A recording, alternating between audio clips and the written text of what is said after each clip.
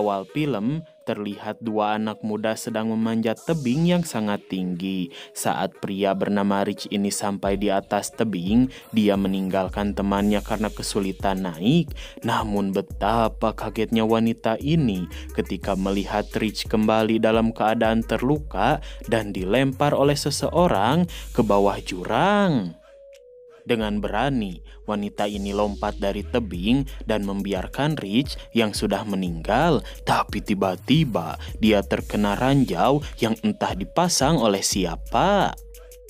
Lalu scene berpindah ke seorang dokter muda bernama Chris. Karena melihat semua mobil berhenti, dia bertanya ke supir truk sampai kapan kemacetan ini terjadi. Pak supir menjawab mungkin sampai nanti malam. Mendengar hal itu, Chris memutar arah dan lebih memilih jalan hutan.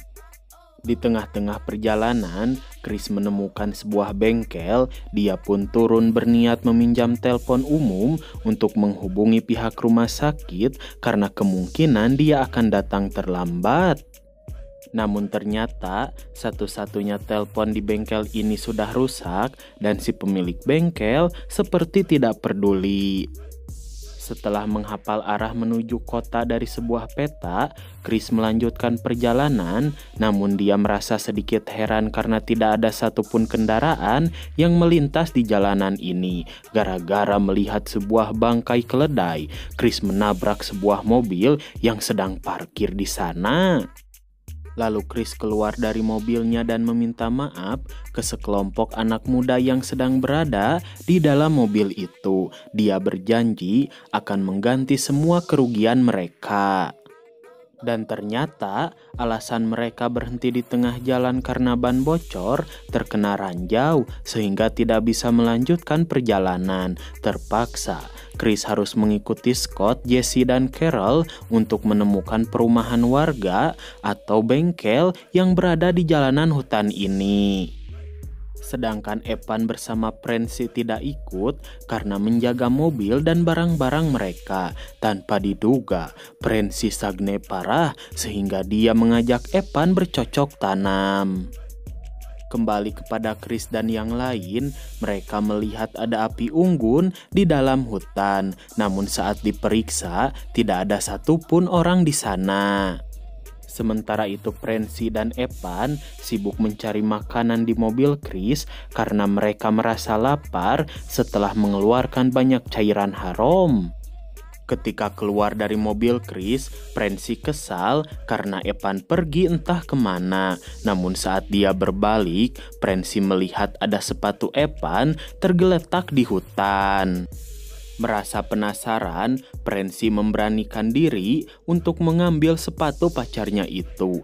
Tapi tiba-tiba seorang pria jangkung badak menarik Prancy dengan kawat besi. Sementara itu, teman-temannya kesulitan mencari bantuan karena tidak ada satu orang pun selain mereka yang melintasi jalanan hutan ini. Saat melanjutkan perjalanan, mereka senang karena menemukan sebuah rumah di tengah hutan. Namun Jesse merasa ada yang aneh di sekitar rumah ini. Saat Chris mengetuk pintu, tidak ada satupun orang keluar dari rumah ini. Dengan terpaksa, Chris mengajak mereka masuk tanpa izin untuk mencari telepon atau alat komunikasi lainnya supaya mereka segera mendapat bantuan. Ketika berada di dalam, mereka melihat rumah ini sangat kotor dan menemukan benda-benda aneh. Scott merasa rumah ini dijadikan pemujaan iblis oleh seseorang. Sedangkan Chris, dia menemukan makanan-makanan aneh di dalam dapur. Dan saat dia membuka kulkas, ternyata isinya penuh dengan daging manusia. Melihat hal itu, Chris mengajak teman-temannya segera pergi dari rumah ini. Namun sialnya, mereka melihat si pemilik rumah sudah pulang. Lalu Chris menyuruh teman-temannya berpencar dan bersembunyi. Tapi betapa kagetnya dia dan Jesse saat melihat Prancy dibawa si pemilik rumah dalam keadaan mengenaskan seperti hewan buruan. Setelah memotong-motong tubuh Prensi, kedua pria aneh itu tidur siang. Chris merasa ini waktu yang tepat untuk mereka kabur. Dengan hati-hati, Chris menyuruh teman-temannya segera keluar dari tempat persembunyian sebelum kedua orang aneh itu bangun. Walaupun melihat Prensi dalam keadaan terkopet-kopet, Carol dan Scott harus menahan rasa takutnya supaya mereka semua bisa keluar dengan selamat. Kemudian, Chris menahan pintu walaupun tangannya terluka supaya tidak bersuara, tapi percuma saja. Orang itu tetap bangun, lalu mereka segera lari ngabret menuju hutan. Keadaan pun semakin riweuh saat Carol tidak mau lari karena yakin mereka tidak akan selamat. Setelah Scott berhasil meyakinkan pacarnya itu, mereka menemukan banyak mobil dengan noda bercak darah dibuang ke tengah hutan. Chris pun sadar bukan hanya mereka korban dari keberingasan psikopet hutan Virginia Barat. Saat melihat keluarga psikopet datang ke tempat ini, mereka bersembunyi sedangkan Chris lari untuk memancing perhatian. Melihat Chris tertembak, Scott berinisiatif lari ke arah hutan supaya Jesse dan Carol bisa merebut mobil untuk mereka kabur. Saat dua psikopet mengejar Scott, Jesse, Chris, dan Carol berhasil merebut mobil dari psikopet bocil. Lalu mereka mencari Scott dan berharap dia masih hidup. Tapi ternyata Scott tertembak panah. Psikopet yang mengejarnya tidak ada pilihan lain. Jesse langsung ngebut supaya mereka bisa selamat, walaupun Scott menjadi korban demi keselamatan mereka. Singkat waktu saat maghrib tiba, mereka kesulitan mencari jalan keluar karena hutan yang lebat dan sialnya, pohon rungkad menghalangi jalan sehingga mereka tidak bisa kabur menggunakan mobil. Carol pun merasa putus asa karena dia tidak memiliki harapan untuk selamat dari para psikopet. Kemudian Chris mengajak mereka segera pergi karena sebentar lagi poek. Ketika sedang beristirahat, betapa bahagianya mereka saat menemukan sebuah menara di tengah hutan dan berharap ada telepon atau radio di sana supaya mereka bisa menghubungi polisi untuk menjemput ke tempat ini.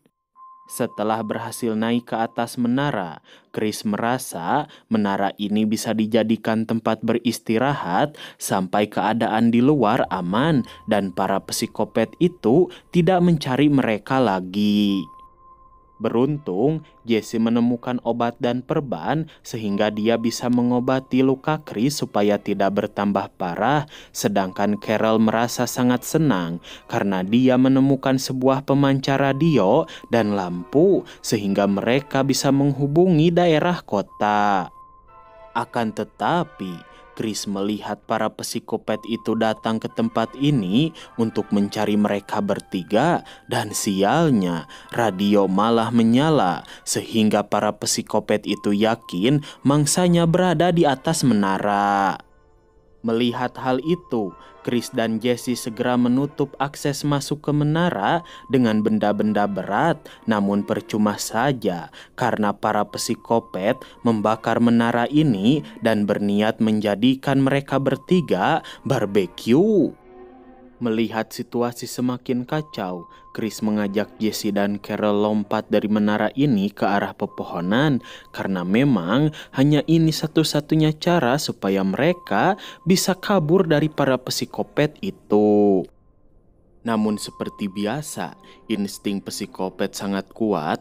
Mereka tahu jika Chris dan dua temannya lompat dari menara ke arah pepohonan dan si psikopet bocil ditugaskan untuk mengejar mereka. Lalu terlihat Chris bersama Jesse terus berjalan melewati ranting-ranting pohon yang cukup kuat untuk mereka injak. Berbeda dengan Carol, dia malah berhenti karena takut sehingga Carol menjadi korban dari kapak psikopet. Melihat kejadian menyeramkan itu, Chris dan Jesse terus berjalan melewati ranting-ranting pohon, lalu Chris berencana memancing psikopat bocil ke hadapan mereka dan menjatuhkannya. Kemudian, Jesse berniat memancing psikopat itu dan saat si psikopat berada di hadapan Jesse, Chris mementalkan ranting pohon sehingga si psikopat bocil jatuh ke bawah. Melihat si bocil jatuh kesakitan, dua psikopat datang membantu adiknya itu. Sementara Chris dan Jesse berhasil kabur dan bersembunyi di balik air terjun, sehingga para psikopat itu tidak bisa menemukan mereka. Lalu Jesse curhat kepada Chris jika Carol dan yang lain adalah teman-teman terbaiknya dan tujuan mereka datang ke tempat ini untuk menghibur Jesse yang baru saja putus dengan pacarnya. Namun tanpa diduga mereka malah menjadi santapan untuk para psikopat. Singkat waktu di pagi harinya mereka berdua bangun, Chris mengajak Jesse segera pergi untuk mencari jalan keluar dari hutan ini. Setelah mereka apruk-aprukan cukup jauh, Chris menemukan jalan raya namun sepi. Akan tetapi, betapa kagetnya mereka saat dua psikopat datang menjatuhkan Chris dan membawa Jesse.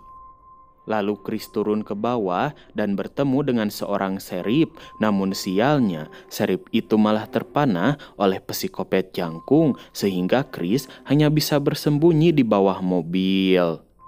Kemudian psikopat ini memasukkan mayat Pak Serip ke dalam bagasi dan menggunakan mobilnya untuk pulang. Tanpa dia sadari, Chris nebeng di bawah mobil. Dia berencana menyelamatkan Jesse. Sementara itu Jesse merasa sangat ketakutan karena sepertinya psikopat ini sagne terhadap Jesse. Beruntung saudara kopetnya pulang sehingga psikopat ini berhenti mengelus-ngelus kepala Jesse dan Chris sudah sampai di sini untuk menolongnya. Setelah memastikan psikopat jangkung masuk ke dalam rumah, Chris merencanakan sesuatu untuk menghabisi mereka semua, sedangkan Jesse semakin ketakutan saat melihat Pak Serip dipotong-potong. Lalu tiba-tiba Chris membakar rumah ini dan menabrak para psikopat dengan mobil. Dia pun berhasil mengalahkan si psikopat gendut dan berusaha melepaskan ikatan rantai di tubuh Jesse. Namun tetap saja, Chris hanya manusia biasa. Dia kewalahan melawan dua psikopat. Beruntung, satu tangan Jesse sudah terlepas dan dia bisa melepaskan semua ikatan rantai di tubuhnya. Sehingga mereka berdua mampu membuat ketiga psikopat ini lemah tak berdaya. Kemudian Chris mengajak Jesse segera keluar dari rumah ini. Dengan satu peluru shotgun kayu, Chris menembak mobil yang penuh dengan bensin dan akhirnya rumah beserta ketiga psikopat hangus terbakar. Lalu Chris bersama Jesse pergi menggunakan mobil psikopat dan saat sampai di bengkel yang pernah didatangi oleh Chris, si pemilik bengkel heran karena Chris mampu bertahan hidup. Setelah mengambil peta, Chris bersama Jesse segera pergi meninggalkan daerah ini. Singkat waktu di malam hari, entah berani atau tolol, seorang serip muda sedang mencari seniornya yang belum pulang dari kediaman psikopat. Tapi tiba-tiba dia bertemu dengan psikopat yang ternyata masih hidup dan film pun berakhir.